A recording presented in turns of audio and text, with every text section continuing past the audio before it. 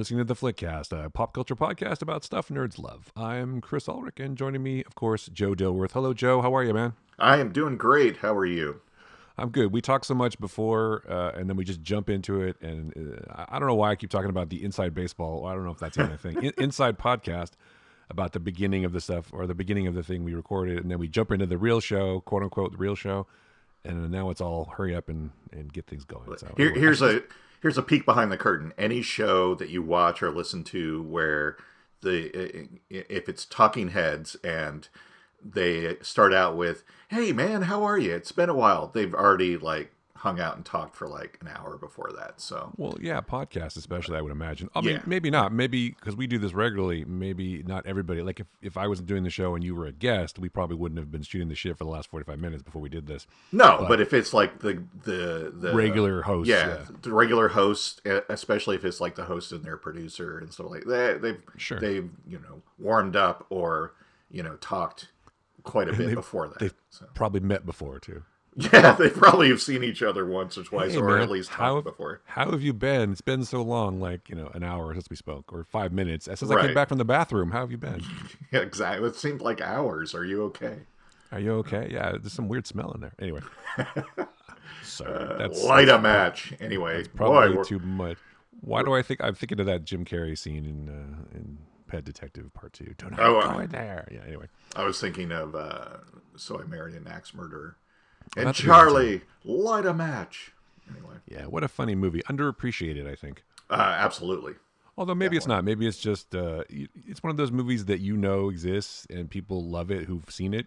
And if I make a joke about it, everyone is like, "Oh, hey, pants" or whatever. Yeah.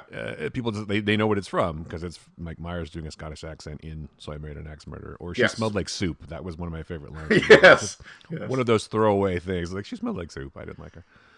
And whoa, man, the slam poetry thing, whatever. It's like there's little bits of that movie in people quote that who are in the know, and it's just I don't know. I don't know if it's on anybody's top 10, but I enjoyed it. And if you've never seen "So I Married an Axe Murderer," it's worth watching if you like Mike Myers. You have to like Mike Myers though.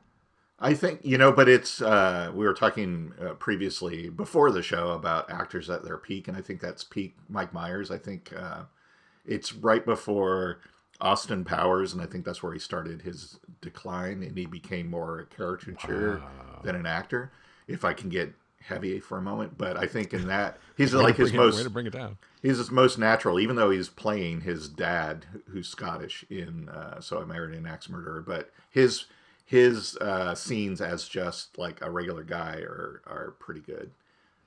Yeah, I feel like he's not doing a bit most of the time in that Yeah, movie. Like in every other movie, he's doing a bit of some kind. Yeah, and it's like it ends up being like, oh, he's going to play 8 characters in this, and they're all a bit, and it's like, but they're all kind of variations on a theme, and it's like, okay, that joke kind of was old 3 movies ago, but this one is it's really well done. I enjoyed the first Austin Powers. I thought it was pretty funny because I like James Bond movies, right? And right. so the idea of parodying them, Yes. wow, that was a tough sell. Was funny, and he did a great job. And that movie was very, very amusing, and I enjoyed it a lot. The second couple of them were less so, and of course, he's done some other fine work. But I'm not a big fan of Shrek. I don't know. That's probably blasphemy, but people love Shrek. I didn't find it that amusing. So anyway. It was all right, but it was all right. It was not made for me. I'm not sure. Yeah, it's for children, Joe, Yes. for the innocent, and that's not right. And that certainly is not me. I'm not sure how we got on this subject of Mike Myers. Oh, I did that. It's my fault. But so I do know how it happened. It's just it's one of those things where the non sequiturs happen a little bit, but it all makes sense. Like you mentioned, he was at the peak of his game. We were talking about, and we're going to talk about The Harder They Fall. Yes. On this show, and of course Regina King is in that. We were talking about Regina King in Jerry Maguire, so that's why there was a thread from this, and we'll get to that in a minute. And we're also going to talk about the new episode of Foundation. Yep. And also we should mention that you can find the Flickcast at Stitcher and Spotify and Apple Podcasts and Google, and now on Amazon and all kinds of places. So you can do all your Christmas shopping on Amazon and also listen to a podcast at the same time. It's amazing. Although if you're not supporting Amazon, I totally understand that too. We just happen to be on that Amazon Music platform now as well. And then of course patreon.com/theflickcast if you want to throw the show a few bucks. and help me pay for voice lessons and how to learn how to speak. And how to speak. Speak properly. The Yes. rain in Spain stays mainly in the plain. Okay, that was Ooh, pretty good. well done. Thank you. I could not have done that. The Patreon, we said that, and then Yes, of course we find did. the show, and then rate and review the show, or just rate the show. That's awesome if you want to, and of course Apple is the best place for that right now. Please and thank you. Yes. Please and thank you. Yes. Comment, like, subscribe, Crush that like button. crush that like button. Yeah, as they say. And it's also a Western theme on this episode because we are again talking about How Do They Fall in a second, which. So maybe we should get to that. Oh, the only other thing I wanted to mention is I'm looking forward to the new season of Stranger Things, and there's a new promo for that featuring 11. Yeah. That's going to drop sometime. I don't know. I said to say drop because Deadline said drop like 3 times. The trailer dropped to tell us that the show's going to drop at a point at which we'll all drop on our couches to watch it. I don't know. Nice. That's good. See? And yes. Okay. The waterline is not dropping. It's rising. Anyway. Right. Okay. So I should preface this part of the show by saying that I am a huge unabashed fan of Westerns. And so I will watch any Western. I don't care whether it's good or bad. I will watch it just to see if I like it. And I will say also that I fucking loved The Harder They Fall. I thought it was amazing and well done. I mean, sure, there might be a couple things that annoyed me, and we'll get into that, I'm sure. But I fucking loved it, and I thought it was great. And I assume you feel the same way. I fucking loved it too. And unlike you, in fact, I watched it twice. 3 times? No, twice. 3 times a Western. Yes. And that's amazing. don't have anything about it that I dislike. And there isn't anything about it that annoyed me. It's just... It's not annoying. It's just you watch something and you're like, this guy, Jymes Samuel, the director, also called The Bullets, which is his sort of a musical name. Yeah. You can tell, at least I can. You can clearly see a lot of his influences, Western influences. Oh yeah, and that's fine. And it's a big homage. I just think occasionally, and very occasionally, and didn't detract from my enjoyment of the movie at all. I think occasionally he goes for a little bit more style over substance, and maybe relies on the idea that we've all seen Westerns before. The tropes are there. Like, I was just thinking about this when I was watching it again. I think I've seen it twice now, maybe more than twice. Anyway, the opening sequence where the bad guy comes, but you never see his face. Right.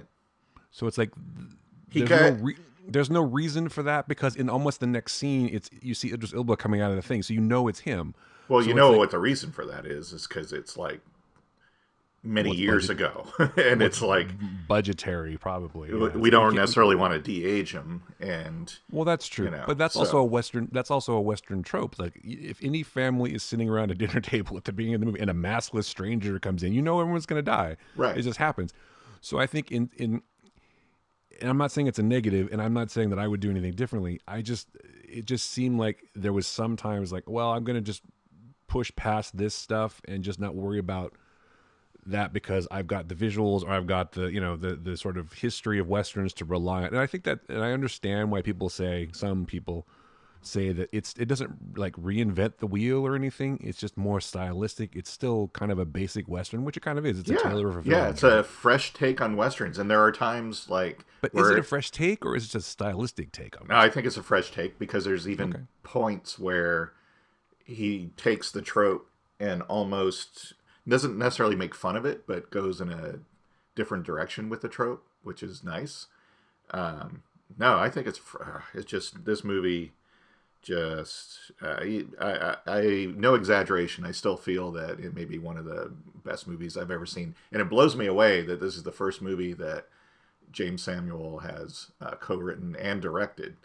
And also did most of the music too, by the way. Yeah, exactly. And it's just I don't know. You think he'll get more work out of this? I hope so, because I'm interested to see what he does next. No, and again, I'm not saying this thing was fun and it had energy and the cast is brilliant, and and the idea that people are like, oh, it's an all African American cast, or it's all this, or it's like, so what? They're characters, It doesn't matter. I mean, I know it's a milestone for filmmaking, but it's just, these were real people. I mean, Granted, they're not exactly the same as they are in history or whatever, but that's fine. People take dramatic license or whatever. But it's just these people existed, these towns existed. All this is not a true story, but it's like, like he said in an interview I saw where he's like, I just wanted to see what happened if I got all these people together, kind of thing, and just sort of let it play out. But yeah, I mean, here's the other thing that I was wondering as I was watching this. First of all, two things: Regina King, amazing in this movie and in everything. But also, why isn't Jonathan Majors a bigger star? He is like unbelievably good. Here's the thing, though. I'll say this: there is not, even with the secondary and minor characters, there's not a weak performance in this entire movie. I mean, except Delroy Lindo. No, I'm kidding. No, he's... No, I'm joking. Well, he's Delroy Lindo, but... He is Delroy Lindo, yeah. There is nothing, acting-wise, especially weak in this movie. And No, not at all. Zazie Beetz is great. Regina King, of course, as I said, amazing. The supporting players. But Jonathan Majors, man, that guy is just... He is uncanny. You know how... I wonder if it would be different seeing him on the big screen. Because a lot of times you can watch somebody on TV and then they try to do a movie and you're like, he doesn't really fill the screen. He doesn't have that magnetism or that whatever, that it quality that, that help him be a movie star. I just wonder if this is a movie I'd like to see on the big screen because I think it would play nicely. Yes, up there. But I just wonder because I think I've only seen him on TV because he was in Lovecraft Country and stuff. But I don't think I've ever seen him in a movie. Yeah, you're right. Role. Yeah. So I'm nothing to take away from his performance. You cannot, when you're watching him in the scenes, you cannot not watch him. You know what I mean? It's like, what is this guy doing? His little mannerisms, his facial expressions, his mouth, his everything. He's a very physical kind of actor like that. It's just extraordinary. And also Zazie Beetz is great. I can't think of anybody that I didn't like. And I wanted to point out the guy who was what's his name? Oh, of course, Lakeith Stanfield, amazing as Cherokee Bill. Yep. Who's the character? Oh, Eddie Gathegi as Bill Pickett. I thought he was awesome. I mean, even these secondary, and I'm not trying to undermine them at all, but not them. They're in the gang, but they're not the main character, right? It's just he's amazing, and of course Idris doing a great job. Yeah, he's uncanny as well. But he was great, but I would say that he was not the standout. I would say it was Jonathan Majors. Oh yeah, absolutely. Yes. I'd like to see, and spoilers if you haven't seen the movie, but I will definitely be. Hopefully, there's a sequel where Nat and Regina King's character have to fight because, as you see, she survives at the end. I know that was that to me was a little surprising. That it's are you teasing a sequel, or is it just kind of giving you putting a question mark on it as opposed to everyone lives happily ever after? It's or do they? So well, I mean, everyone lives happily ever after in the sense that stories continue, like the Coen Brothers. The end is never the end. It's shit keeps going. Yes, I always think of No Country for Old Men is one of my quintessential sort of modernized westerns, right? Yeah. The ostensible the good guy dies. Yeah, right. Exactly. And so the bad guy gets away, but then the bad guy gets in a car accident and has to limp away from the. So, but. They love the fact that there's no neat bow on anything. Right. And so right. It's the story just, they pick up the story at some point and they end the story at some point, but the story continues because life continues. So I feel like that's a thing that happens in this movie too, where you pick up the story, you get Nat as a boy, and you get, his plot of revenge and his plan of revenge is complete. Yes. Towards the end with a twist. But that's not the end of his story, right? Right, exactly. The struggle continues, and I think that's part of it too, because the struggle continues. Well, and they even said spoilers at the end when he hugs Stagecoach Mary. She's like, "Is the devil dead?" And he's like, "I don't know." So no, the devil's never dead. But right, maybe she was referring to the devil in him too. Oh, that's true. But it's not necessarily the white devil, Joe. But that was pretty great. That's not the devil's white. Although the best, the part I really had to stop both times because I was laughing so hard was when they go to rob the bank and it's a white town, and it literally was a white town. All the buildings were white, the horses were white, everything was white. It was that was just great. Well, Uh, it was definitely a choice to yes. do that. You could have done that without that, but it was just over the top. Not over the top, but you know what I'm saying. It's like they're trying to make a point, obviously, and Well, it's so like it's great because like the town where Stagecoach Mary's saloon is and Redwood are all these very colorful, exciting towns, and then you go to the white town and it's literally just white and bland right, and boring. It was like that right, was an interesting commentary, and yeah, I agree because of that there was definitely a lot of style in this. I don't think it was over substance though because it just really to me added to the flavor in the story. I mean, like the part where Idris Elba, the Rufus Buck gang, are coming back to Redwood, and they're coming towards the camera, all on their horses, and they're still, and then the music starts on the soundtrack, and it looks like they're like the horses are sauntering into town and swaggering into town. It was like mm-hmm. I don't know how they pulled that off, but it just fit so well and looked really good. And I mean, there's like this amazing shot too where it starts with Idris Elba standing at a window on the second floor, and Jonathan Major's character is on the other end of town on his horse, and the shot starts behind Idris Elba's shoulder and just tracks all the way down the street, right up until a close up of Jonathan Majors, and I'm like, that's just a brilliant shot. And there was no like music video quick shots like you would expect from a music Well, person no, and a this music producer. he's the director, Jymes Samuel is definitely. I mean, he carries his influences on his sleeve. Basically, it's like I Yeah, love old westerns. I love Sergio Leone. I mean, that was a Sergio Leone shot where it's like this yeah, gigantic wide close up, and you crash cut it or smash into someone's eyeball or something. yeah, That's straight out of Good, Bad, and the Ugly or something. But Leone and John Ford, and even there was even like I can't help but watch because I've watched so many westerns and even yes, studied westerns a lot. I can't help but notice that kind of stuff. Like the yeah, scene where absolutely, they're in the town, and of course at the end of the street is a church, right? Because the big thing in yes, westerns was wilderness versus civilization, right? It's man versus beast, good, man versus that, the conflicts. So there's got to have some, like you can't help but watch in Silverado, for example, one character's face, his back's to the church because he represents civilization, and the other character's back is to the wilderness during the gunfight because he right, represents the right, past. Like yes, in The Searchers, like John Wayne, famous movie, John Wayne's character in The Searchers at the end is standing in the doorway, and to his back is the past, is savagery, is the devil basically, and the right, door right, closes without him going in because he's never going to change. So that makes perfect sense. So obviously you can't help but be influenced by all these things, especially if you love westerns, which the director clearly does.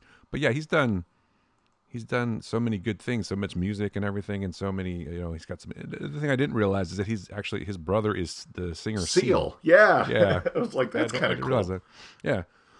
Yeah. So anyway, this is just a very stylistic film, but I don't mean that as a dig. I just mean it as it definitely has a style. But it's not like you said. It's not like Michael Bay quick cuts or anything like that. No, No, stuff no, does play out. Scenes do play. There's just I'm not trying to nitpick it. I promise you. It's just there are some like story things that just sort of bother me. Like there's some repetitiveness. Like the characters explain something, and then it kind of gets shown again, or it's like taken back a little bit. And there's some it all works. And that kind of thing doesn't bother me because I was so into the movie and I love yeah, the movie so much that yep, that kind of stuff. And you can pick apart anything. So absolutely. if you think about it too much, I just love this movie, and I'm not going to do that. And yeah, I get what you're saying. There was parts, and I was just like, you know what? It yeah, works. And it was, I don't know, it was really well written, beautifully shot, hmm and just put together well. And again, I can't speak too highly about the performances. I mean, just across the board, it was just great. And yeah. The DP, the cinematographer, also shot Jojo Rabbit, yeah, which I thought, which kind of reminded me of the cinematography of this. Kind of reminded me of that a little bit because it kind of has that same sort of look a little bit.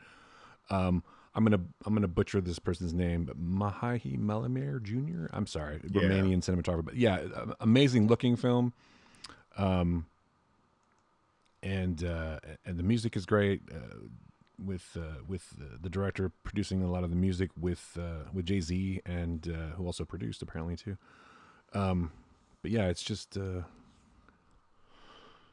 really well done. And Yeah. the thing I love is that westerns seem to be coming back a little bit because there's a Jane Campion western with Benedict Cumberbatch coming out soon too, also on Oh, Netflix. yeah. But I love her too. She's an amazing director, and I think that and Benedict Cumberbatch is awesome. So I think that's going to be fun.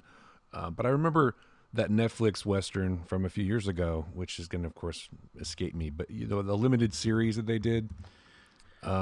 I was just thinking about that, and I Yeah, can't I was. remember the name. It's something of God or something like that, Yeah, I wanted another season of that, but they're never going to do it. But it had the or lady Godless. from That's what it was. Godless. Yeah, That was so well done too. yeah, it was, and I was thinking about, but I like the fact that love Netflix or not, they tend to, I mean, they buy a lot of stuff, but the fact that they're putting more westerns up, I think, is great because I love westerns, and I think that Yeah, I'm a big fan of I'd like westerns too. I'd like to see more from this director. The other thing I wanted to mention too is Jymes Samuel was the co-writer, but also with Boaz Yakin was the co-writer with him, who I think wrote one of the best. Did you ever see the movie Fresh? No. Fresh, you should see it. It's about this kid. There's a lot of chess stuff in it, which I appreciate. But this kid who he's on the streets and living with his family is in drug business and whatever. Anyway, you need to watch it. It's really really well. It's really intricate movie and it's shot really well. It's his directorial debut, Boaz Yakin's directorial debut. He also did the movie A Price Above Rubies, which was also awesome. Oh, If you haven't seen that, but go see Fresh if you haven't seen it. It's quite good. It might okay. even be my pick. It might even be my pick today. But he's an interesting writer. He's written a lot of cool stuff. But he also wrote Prince of Persia: Sands of Time. So I can't really. And Dirty Dancing Havana Nights. So he's not perfect. That was more of a paycheck deal, I'm sure. But it's like, do we really need a sequel to Dirty Dancing? Sure, okay. I got a really good take on that. Never mind. Although it So appears the things that he both wrote and directed tend to be better than the things he just wrote. yeah, I mean, Remember the Titans is a good movie. I Yeah, it enjoyed is. that a lot. Yep. But Yeah, no. I would definitely see Fresh. You've never seen it. I'm not. I will check that out. But yeah, no. I'm a huge fan of westerns, especially well done westerns. I mean, I don't know. It seems like anybody in there's the classic westerns that everybody loves, and it seems like the only people that make westerns after I don't know the 80s or 90s love those old school westerns, and you can see that in I don't know I haven't seen too many westerns that were terrible. I guess I'm saying even Young Guns. I thought Young Guns, both those movies were great. They had actual characters that existed and did a pretty good job of depicting the events that happened with those characters. In I mean, they took liberties, of course, but even those were like those could have been just these cookie cutter music video type movies, but they weren't. They were really good. So yeah, Silverado. Yeah, Once Upon a Time in the West. I mean, we get Well, yeah, certain. well that's Leone, but yeah, I'm just Yeah, it's like a lot of things are based on the Western tropes, but also the Western tropes. A lot of them were influenced by like Akira Kurosawa movies too. yeah, So it's like everyone has their influences, but yeah, you can definitely see a lot of those kind of things. But I would say the last sort of, I don't know, Clint Eastwood maybe can still make a Western if he wanted to, and now this guy too. But they are yeah. making them. I mean, they still make them, and you can explore a lot of, you know, you can explore a lot of society's ills Yes, using the Western as a sort of template, which they do obviously in this movie. But it's just, yeah. And if you're gonna borrow from other filmmakers, why not? Leone's awesome. I mean, he's never. yeah. I don't think he's made a bad movie. John Ford. I mean, John Ford, yeah. I yeah, mean, John Ford was a genius. Let's be honest. yeah. But I mean, I don't know. People are disparaging John Wayne now and whatever. And I like John Wayne. 1950s John Wayne from Searchers or from Stagecoach or from things like that. But I don't know. Yeah. Whatever, you can say whatever you want about him later. But yeah, any pretty much any John Ford film. is worth seeing, and obviously, Silverado was great, but it didn't really spark the resurgence of the Western like I hoped it would. No, it didn't. It's a Oh, great we also movie, should though. mention we should also mention Quick and the Dead, which is a Ah, great, yes. more modern Western. Unforgiven. Sam Raimi. Yeah, I mean, yeah, I was going to say Clint Eastwood, Unforgiven. I think Unforgiven was the sort of, I don't know, the last time Westerns were taken seriously. Maybe, I don't know, Yeah. but yeah, hopefully they will, because and I got to think that it's relatively inexpensive to make them. All you need is a couple of towns and a horses, and you're good to go. Right? Well, and there's a lot of standing, backlot sets that are Western towns that you can shoot on and redress. I mean, The Western so town, the dead end world. Awesome. yes.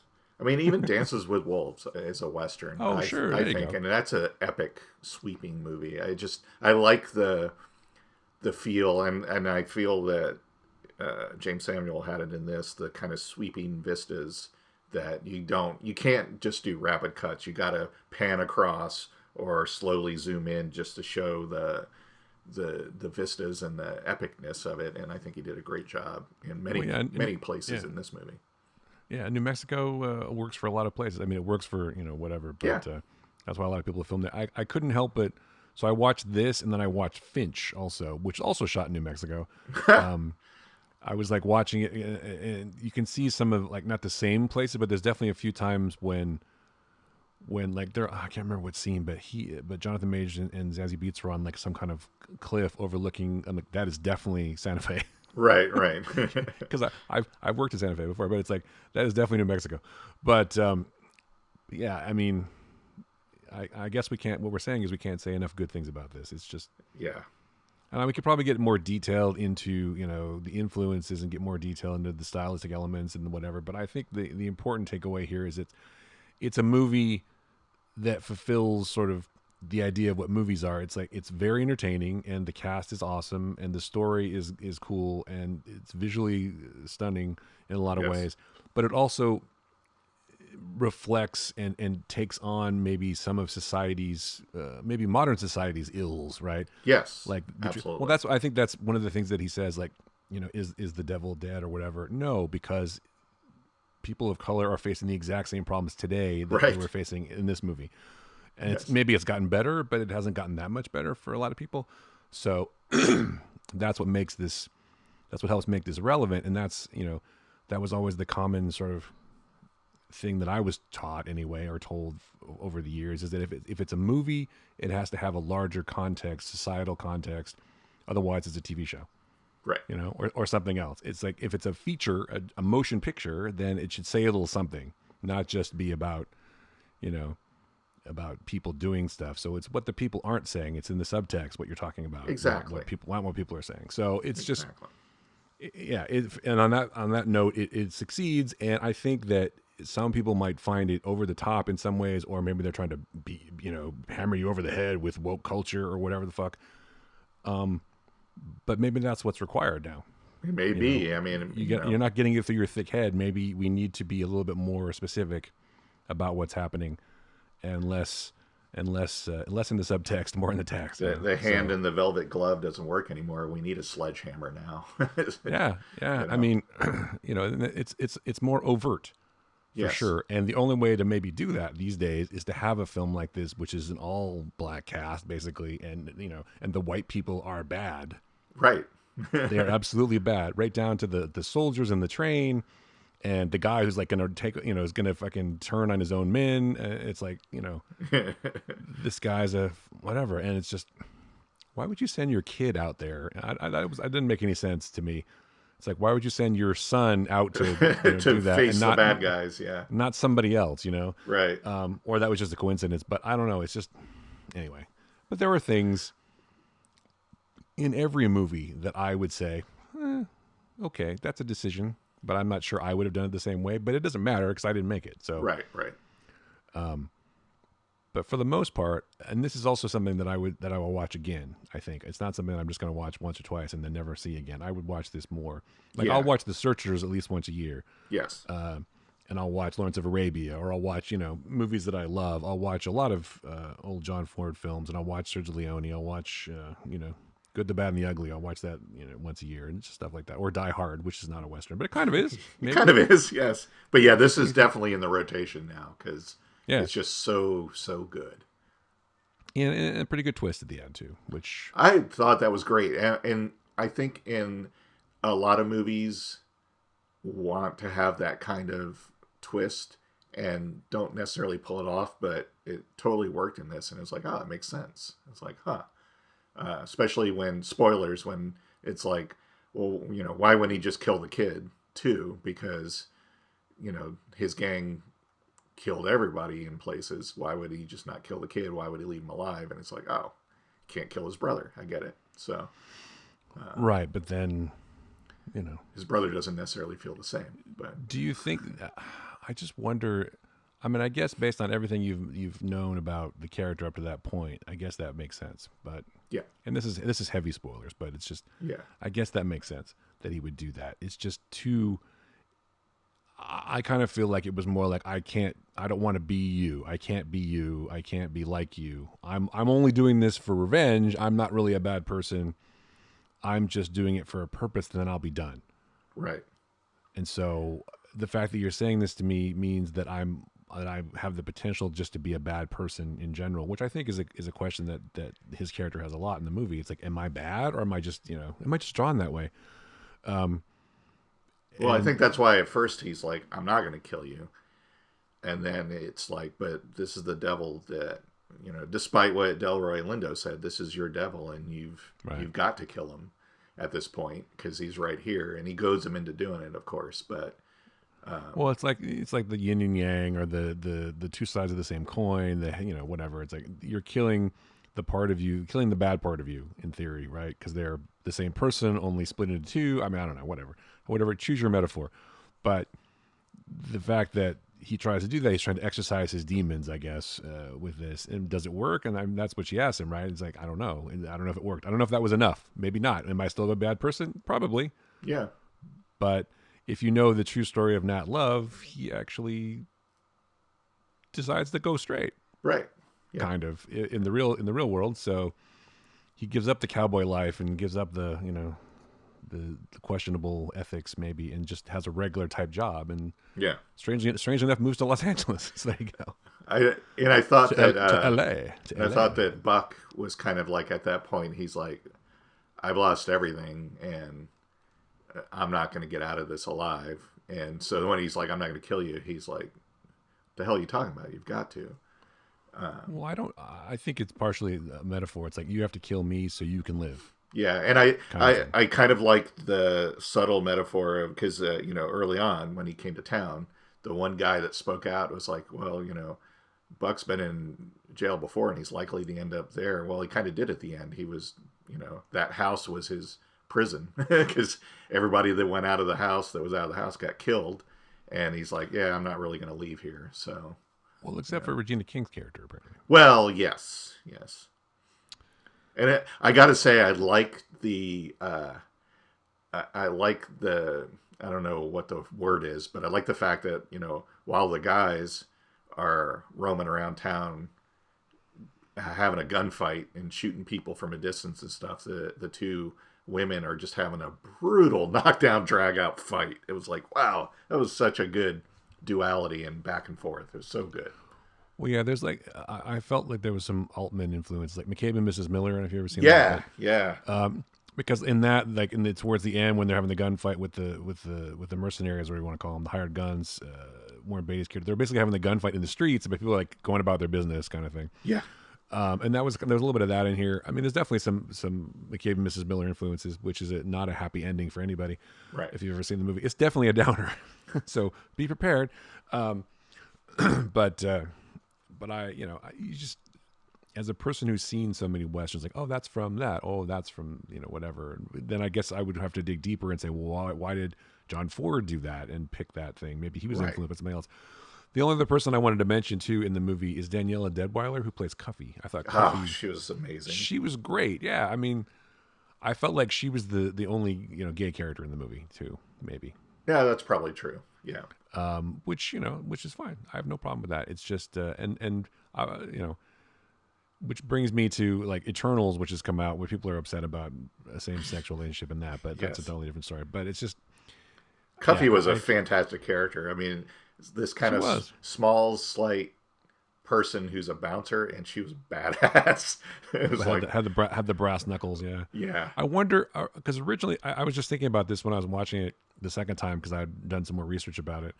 I wonder who Wesley Snipes was playing and Cynthia Enviro and Sterling K. Brown because they were in the movie originally and then COVID hit and they they dropped out because dropped of out. schedule. Yeah. I wonder who Wesley Snipes. Do you think Wesley Snipes was Bass Reeves, or do you think he Yeah. was,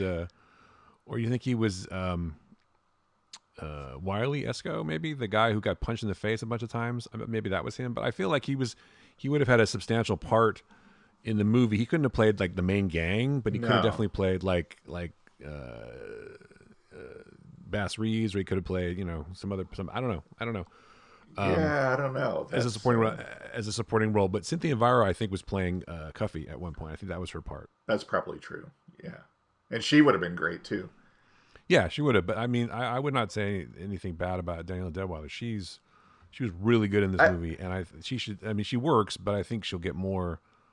She'll definitely get more work after this. yeah, Hopefully. she was amazing. Now I think Wesley Snipes probably would have played Bass Reeves, and Sterling Brown probably would have played Wiley. Maybe. I don't know. Anyway, But it worked out great because the people it did. cast in those roles were just amazing. Well, yeah, and that's also part of directing, right? Is casting. It's like, who do I get for this? Who would be great at this? And I mean, let's be honest, Delroy Lindo is no slouch either. He's really good as Bass Reeves. I was happy to see him play a good guy and also not like an unhinged good guy because he tends to be kind of crazy in his roles. I don't know. You can make the case that Bass Reeves is sort of unhinged a little bit. Maybe a little bit though. I just you know what I do. He's like he's kind of believing his own hype for a minute there, but yeah, but he wasn't like physically crazy. Yeah. I don't know. But that's true. I can't remember the name of the movie that Spike Lee did with him recently, last year or whatever, with Chadwick Boseman. But yeah, he was definitely unhinged in that one. But that's a different kind of movie. But I've always liked Delroy Lindo. I've always thought he was that he was a good actor. I think he gets maybe because you're so like reliable as an actor, maybe you get underappreciated a little bit. probably It's like people don't think you stand out because maybe you're always in movies where everyone else is really good too, so it's like hard to stand out. Yeah. But you're like a reliable kind of character actor. Oh, Delroy Lindo, yeah. It's like, oh yeah, that guy. But he doesn't he didn't like blow up, because he's just I don't know. I don't know why people's careers don't take off and other people's do. But if you put him in a role, he's going to do a good job. I mean, he's going to be, like I said, reliable. Yeah. He'll deliver the goods. And I would definitely argue or say that as great as the cast is in this movie, it's, as you know too, and we can tell from people being really terrible in other movies, that, half the equation is the director and getting the performance that they want out of it. So I would say just the combination of what Jymes Samuel was going for in this and the actors that he chose just was like, just a perfect storm. Just everything came together so well. I don't know. I keep gushing about it, and I can't help it. It's definitely true. And you and I both, I'm sure, and a lot of other people listening have probably talked about, or probably heard directors talk about directing, like Scorsese or whatever is talking about. Part of it, most of it is casting and letting people do their jobs. But yeah, I mean, I don't know what Jymes Samuel's directing style is. I have no idea. But if he was, I think also that what comes across is the enthusiasm everyone had for this movie because they were telling a particular story, and they realized the larger social context. And I'm sure they were very happy to do it, and maybe thought it was a good experience. And he's probably a guy who makes a good set where that's fun to be on, but everybody's business like and whatever. I don't know. I mean, like I said, I don't know. I don't know anybody who worked on this movie. I don't think.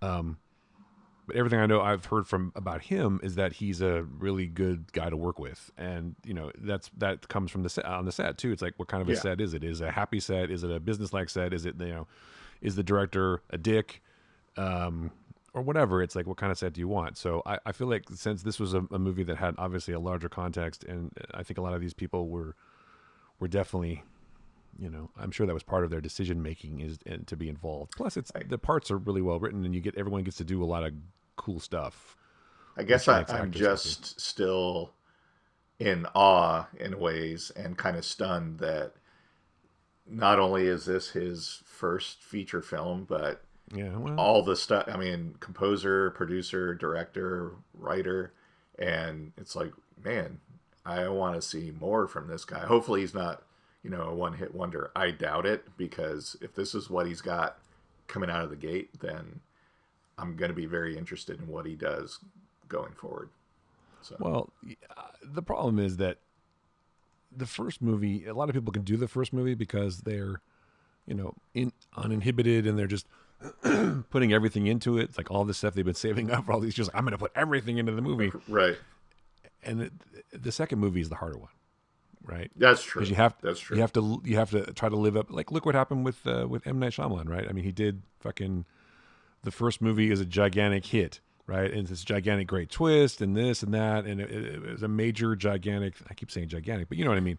It was a Yes, big deal. right. And then everyone subsequently is like, well, it's not like that, and True. where's the, I need another twist, I need this, and you got to keep living that down. And like, I always go back to one of my favorite people of all time, Orson Welles. He made fucking Citizen Kane, and then where do you go from there? I guess You that's know, true. Yeah. you're like, now I have to make other movies. I personally think Citizen Kane is a masterpiece, but I also enjoy Touch of Evil almost more in some ways. And Magnificent Ambersons for different reasons, but this is an Orson Welles podcast, I realize.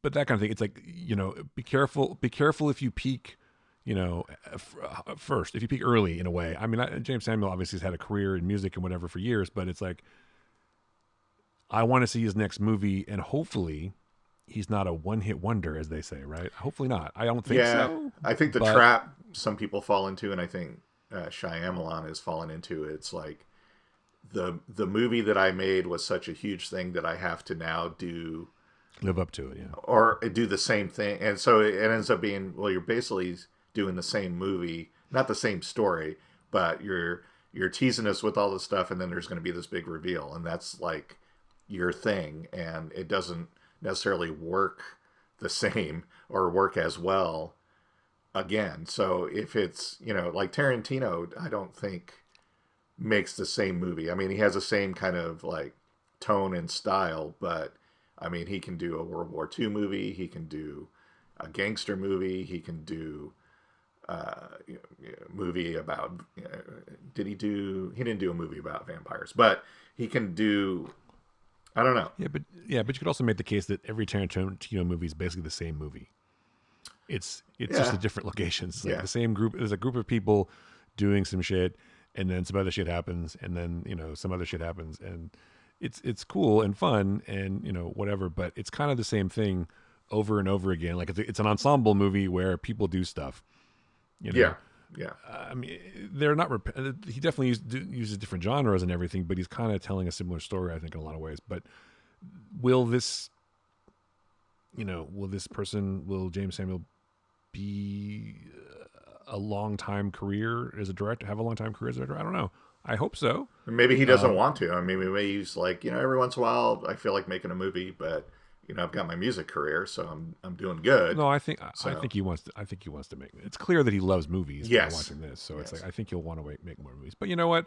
If I were him, I wouldn't make another western. I would make something else. But that's yeah, okay. absolutely. That's what I'm saying. It's like I hope he doesn't feel like, well, I'm going to make the sequel to this, and then I'm going to tell a western about another group of, black cowboys or something like that, because he feels like No, that'd be a Harder They Fall series on Netflix. yes, and it may be, it's like, hey, this is the kind of stuff I want to tell, so I'm going to keep doing it.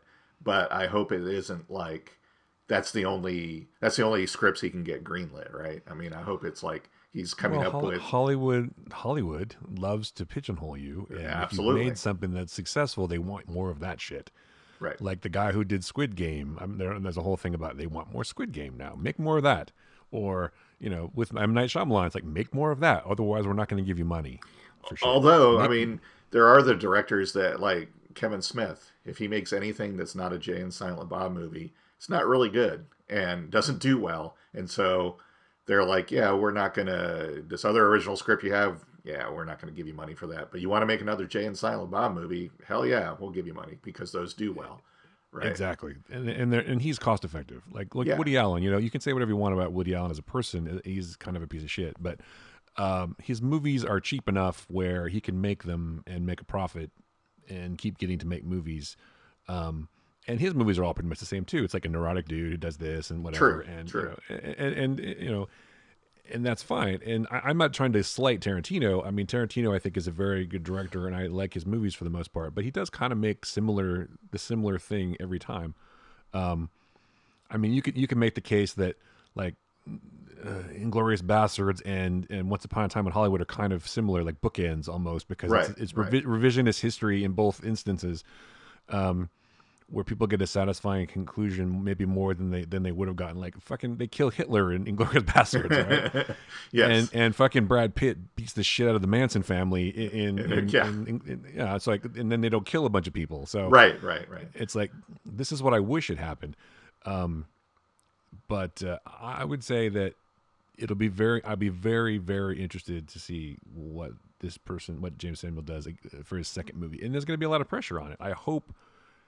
I hope that he does something that he likes and something that he's passionate about instead of just I don't think he probably needs the money or whatever. Maybe, I don't know, but maybe just it's the second decision that's the hardest, right? It's like, what do you do for the next movie? The first movie is easier in some ways because there's no expectations on you.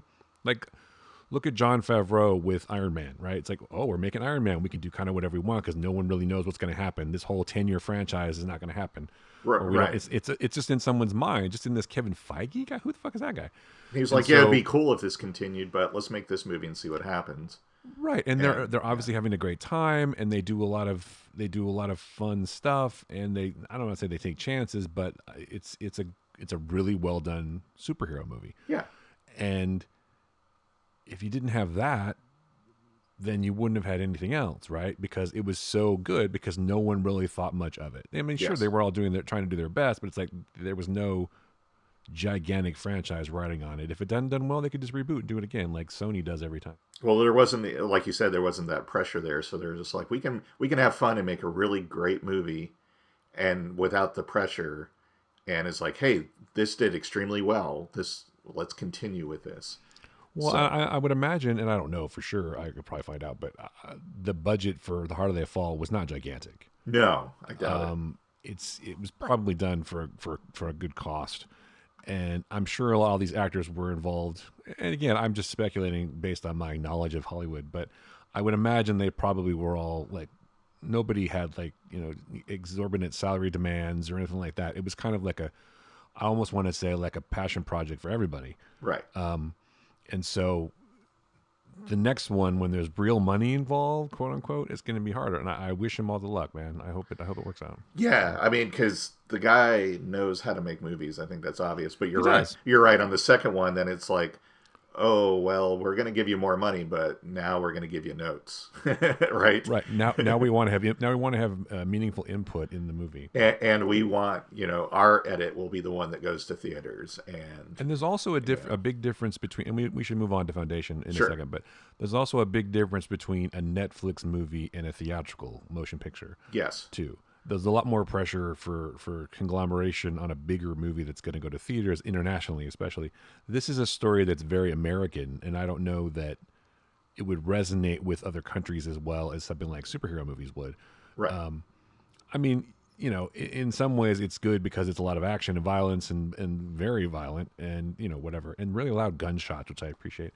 Yes. I mean, people think that's stupid, but it's like, yeah, that's kind of important. That's what it was like, it's no one had earplugs. It's fucking loud. Right. What was I saying? Oh, so but yeah, the second one's just going to be harder. So anyway, I kind of lost my train of thought about gunshots. Sorry. But no, just that, this is it's a very American movie. It won't. Oh yeah.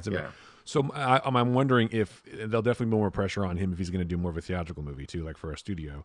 Yeah. Whereas if he's doing, he could just keep making Netflix films. I don't think this was originally supposed to be a Netflix film, but because Netflix picks up a lot of stuff. They acquire stuff. I think this is probably produced independently, maybe, but Yeah.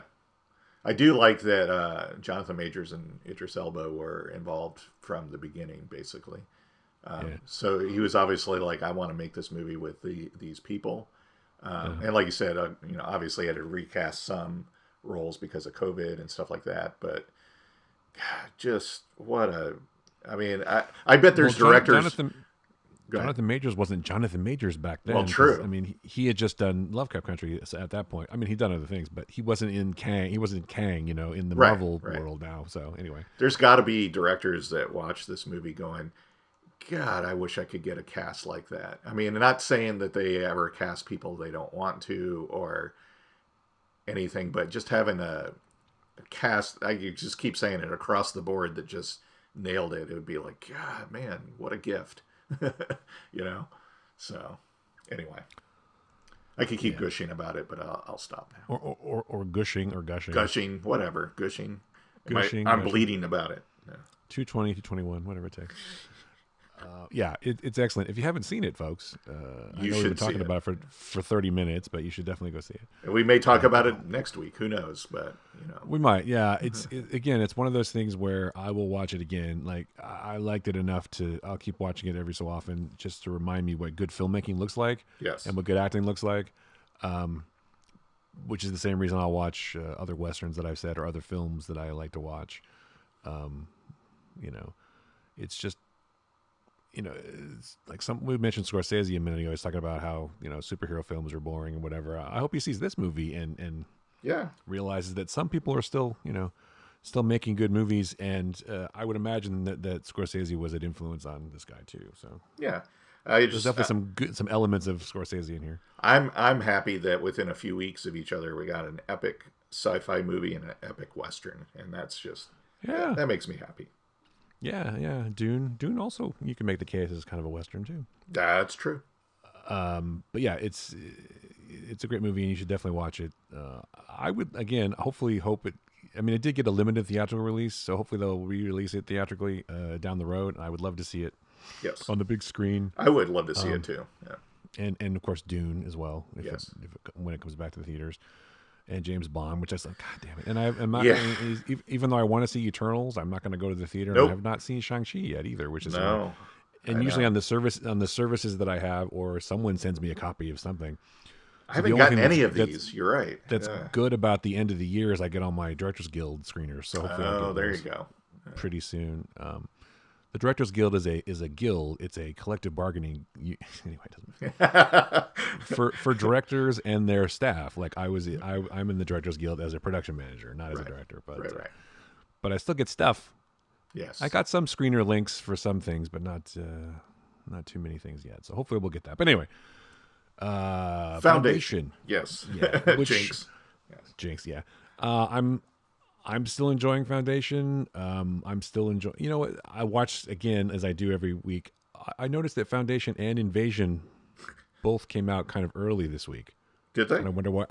Yeah, well, yeah, because on Thursday afternoon they were both up already, Oh, interesting. Okay. which I found interesting. Yeah, so I watched them both as I do. I kind of watch them one after the other, but Foundation first. I'm still enjoying the show.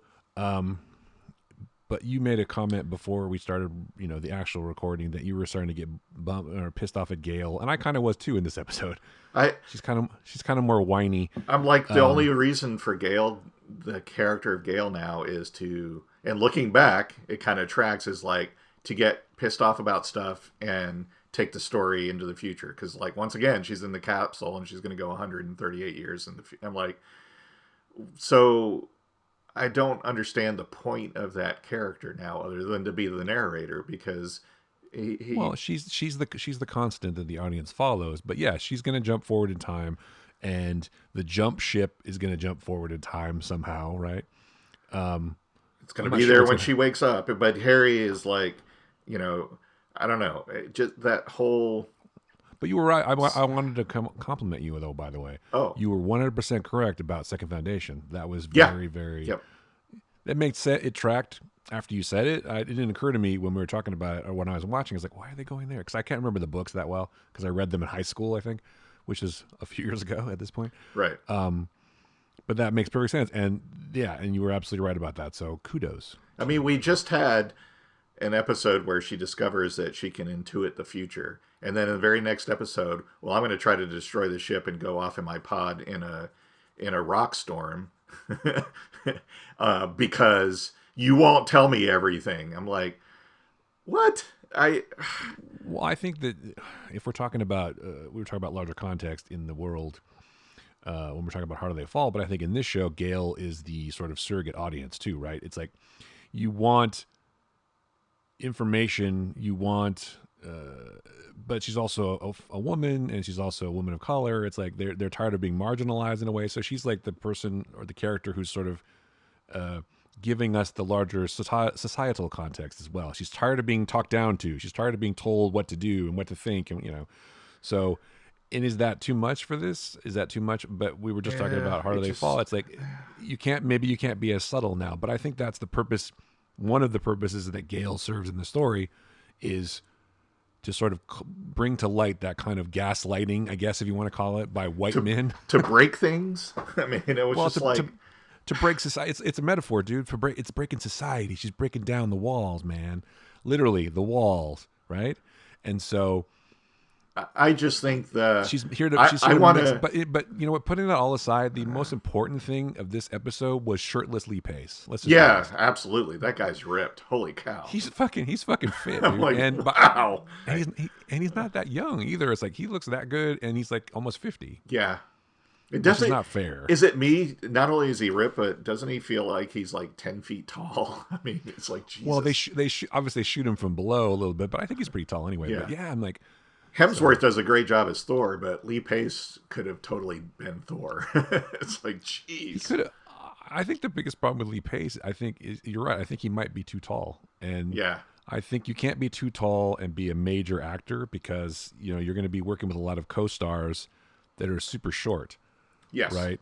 Yeah, Lee Pace is 6'5", which is gigantic for an Yeah. actor. I'm Exactly. sorry, he's only 42, so that's not that old. And he wears any kind of shoes with any kind of soles on him, he's going to tower over everybody.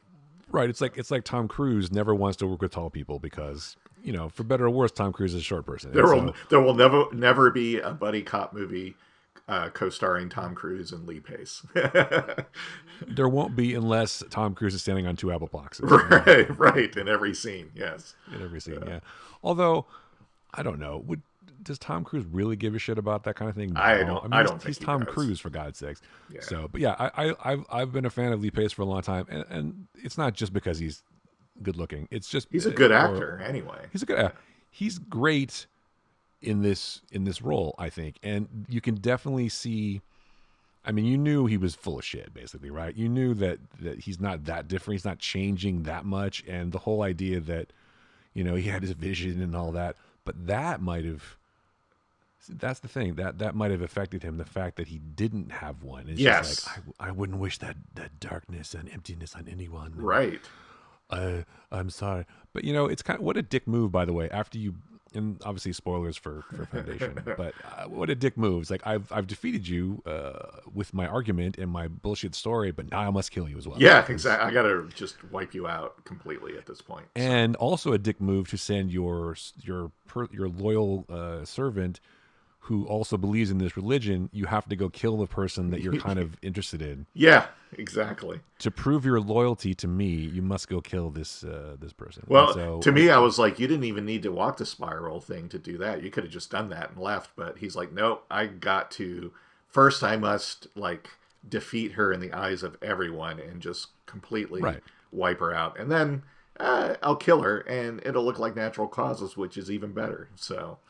Well, because she will always doubt him, right? And the thing he doesn't want is anyone to doubt him, because he has a firm belief that he is Empire, right? And if there's anybody sowing the seeds of discontent, because even though she's putting on a good show for the people, she's still going to talk shit about him behind his back. He doesn't like that, so he has to not only sort of quell the idea that the Empire is anything but infallible and blessed by the gods, but also anyone who opposes him openly, like she did, and very familiarly too, and calling him the soulless whatever, they got to die. Yeah, you're gone. So it's like, yeah, as soon as you opened your mouth, she had to know that was coming. Like, it's like you're sitting in your quarters, like, oh, I'm not going to leave this room alive. You were going to leave the room alive like 2 episodes ago when you said Right, anything in the first place. exactly. You should have known that to begin with. That Your you death know was predetermined. you Okay, were only so alive as long as he was on the planet, and then you're done. right, right. So If you know anything about the empire and you know anything about politics, you know that. yes, Anyway, it's just, yeah, but this was a really good episode. I enjoyed it, and I definitely think that because it's hard to have character development with a character that's basically a clone who's exactly the same as all the other clones, right? Which is why they're having the younger guy have vision problems, and they're having Lee Pace's version of this particular Cleon not necessarily have a conscience, but have some self doubt, yes, right? So he's not infallible because he didn't have a vision.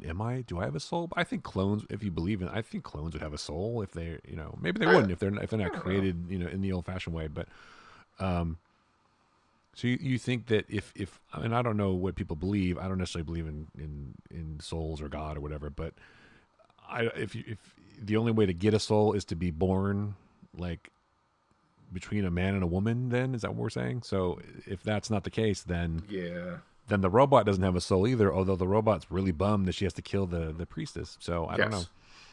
No, She has more compassion than Cleon for sure. But well, I think the what I thought was interesting is, as we've discussed before, it's obvious that the robot is trying to subtly, over a long period of time, subtly influence Empire, and now it's like maybe you're getting what you wanted, and it's not the way you wanted it. Because well, be careful what you wish for. Yeah. right, and it's like, oh wow, okay, so maybe next time I won't be so pushy about certain things or something. I don't know, but Well, what did she say? What was her answer when she said, "When did you walk the spiral?" 11,000 years ago. yeah, So she's been around. yeah. So she's definitely playing the long game, literally. Yes, So if the empire has been around, it takes a long time to gradually make these changes, but it's definitely having an effect, and we're seeing it because if you believe in Harry Seldon's theory or whatever, if you believe the math, then the empire's fall is inevitable, right? right. It's gonna happen. Yeah. It's going to happen. So it's going to be, maybe part of it is that the empire itself it starts to rot from within, right? It's like the emperor doesn't necessarily believe in the all powerful whatever. He has doubts, and that carries over to the next version, and they end up having more doubts, so they have more of this or whatever, more flaws. But it's a copy of a copy of a copy, right? It's not going to be Right. perfect. I mean, I think that was a movie back in the day where they like made clones of Michael Keaton or something. I don't remember, but anyway, I do find it. That's a deep cut there. But That's a deep cut. I do I do find it interesting that we introduced early on all these people on Terminus, and we've been like slowly killing them off one by one as the episodes go, because we lost two more this episode. It's like, holy cow, it's nobody's gonna be left on Terminus or to go back to Terminus. But well, as a whole, I mean, like Harry said, the second foundation is the one that really matters, I think. right, the other one was set up The as first foundation yeah. is a decoy, right? Yeah. So it's like, well, whatever. But this second one is the one that's really going to save everything and save the world. But I guess you could also ask the question: is humanity worth saving at this point? So I don't know. But yeah, it's I can see how you could be annoyed with Gail a little bit. But I think that her function is just to be the person who calls into question everything, like defies convention and says, this is not right, what you're doing is not right. Harry, this is not how you treat people. And, Harry is a flawed human, or was, right? And so in theory, his math could be flawed too. Meta history, whatever it's called, could be flawed as well, because he's not perfect. He makes mistakes. And so she is like his conscience. She's like the audience, asking questions and gets information so we can know what's going on more.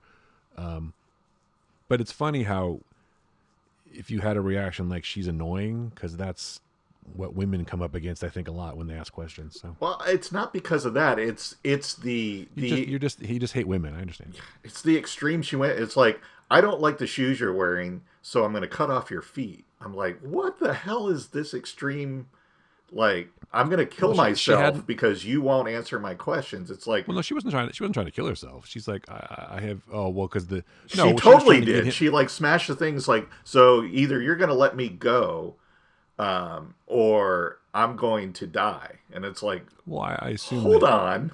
It's like that's being a Well, yeah, bit extreme. Come on. but she knew that he wouldn't let her die, No, right? but and then it was unclear to me. It's like, did the ship blow up after she left? Because there was like this big flare and explosion, and I'm like, Yeah, it did. It did. so I think. she's like, I'm gonna completely end you No, and she took the dagger. fuck up your stuff, but I was just like, what? That is Well, it's like, like it's like the end of every bad relationship. She breaks the dude's stuff and leaves, right? I'm gonna throw your shit out the window and I'm gonna go. including him. It's like, what? But That but just no, seemed, she it she seemed a took the little she too extreme to she me. took the dagger. She took the knife that I had Harry's I consciousness in know, it. but it was just like, what is going on here? And then I'm gonna Because later he's gonna be reunited with his body and and they'll I'm gonna go. go somewhere that's gonna take me 128 years to get. I was just like, I do not understand any of that decision. I get her being pissed, and I'm totally with her on that, and it's infuriating. And that's kind of the other part of the writing that I'm like, oh, so there's always like, oh, I'm not going to tell you everything, but I'm going to tell you enough to carry the plot forward. But I'm not going to tell you everything. It's like you've already told her most of it. Why are you being cagey now? Just Well, say the because rest of it. if he tells her everything, that could alter the flow of time, man, alter the history. So she can't. No one can know everything. I mean, he can't know everything. I think She's on a partially it's ship like, she can't control going to the destination that he needs it to get to well, anyway. she can't control it because it was supposed to be Rich, So not her. so say, hey, here's what's going to happen when we get there, and there's not anything you can do about it to change that, except she found Well, a way. But I'm just like, God, that just unless her knowing would change things. I don't know, but it just No, I seemed think badly written to me. part of it, I'm sure, is like, well, how do we move this show forward into the future? So here's a contrived way to do that. So why she had a fit and broke things and left, because that's what the story said. That's Right. what the script told her to do. So I think that part was poorly written, in my this is opinion. the time. Well, they were spending all their time on shirtlessly Pace. They don't have time. The whole crew was over there. You So know, so then at the end the of the crew got season, the crew got bigger that day somehow. It's like, I oh, well, there's a guess. lot more female crew members today. It's weird. So at the end of the Or season, male. are we going to go 128 years in the future? And so what happens with the ship that jumped? Does that jump 120? I'm like, how are we going to keep all the storylines I don't know if they're all together? taking place in the same timeline. Maybe Right? they're not. Yeah, maybe. I just Maybe the stuff on I guess Terminus has to be in the same timeline, doesn't it? yeah, they're all in the same timeline. Yeah, I don't know. So I'm like, I don't know. I think that they need to find a way to, because the Foundation takes place over thousands of years, right? So they need to Right. find a way to keep the story moving forward. Otherwise, all these characters except Lee Pace are going to be dead. So that's the problem. You I can't. guess, I but mean, it's like slow it down a little bit and tell a complete story, because it's like we're now going 128 years in the future, but we haven't even finished the story with the warden and all that, and not well, really finished the story with Brother Don, and I'm just like, they're gonna finish that stuff. They're gonna go back to Gale again. Gale could be absent for a couple of episodes again. Just yeah. like they're eventually gonna go back to Sam Neill, No, they're not. who, by the way, spoiler, does not appear in this little. See, because he's dead. Hey guys, come watch our He did. show that stars Sam Neill. Oh, but only in one episode. Oh damn, he So did. Although I'm still, for better or worse, I'm still watching Invasion. It doesn't bother me, and there's some really interesting stuff going on.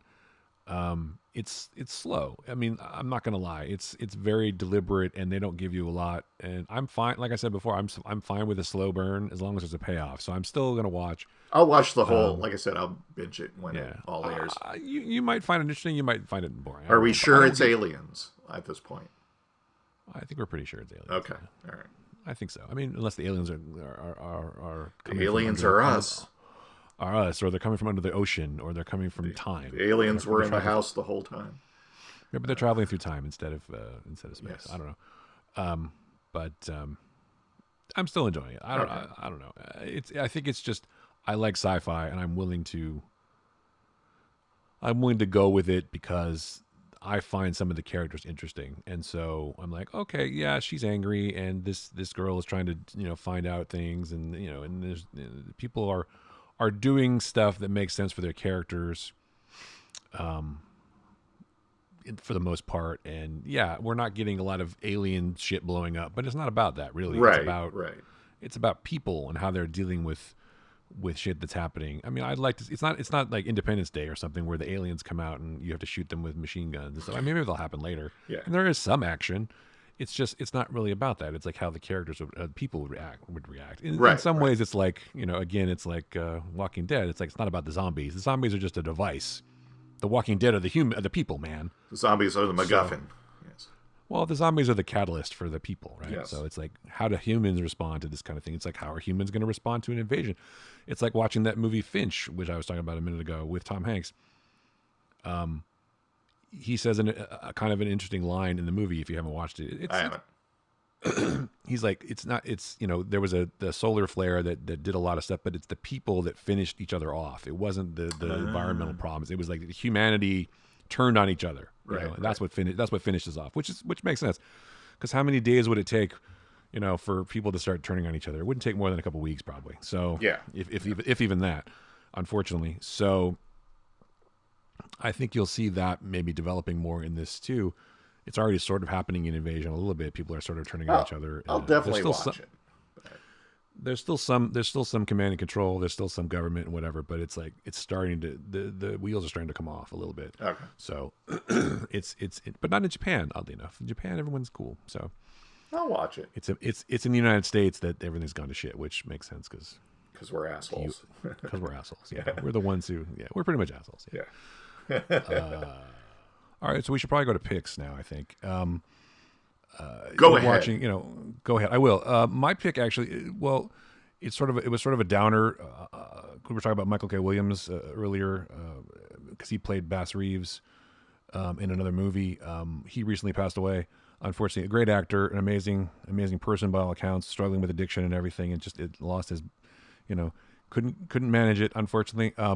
But it made me think about, his greatest role, which I guess was probably Omar on The Wire. So my pick this week is The Wire because I went back and I've been watching The Wire again.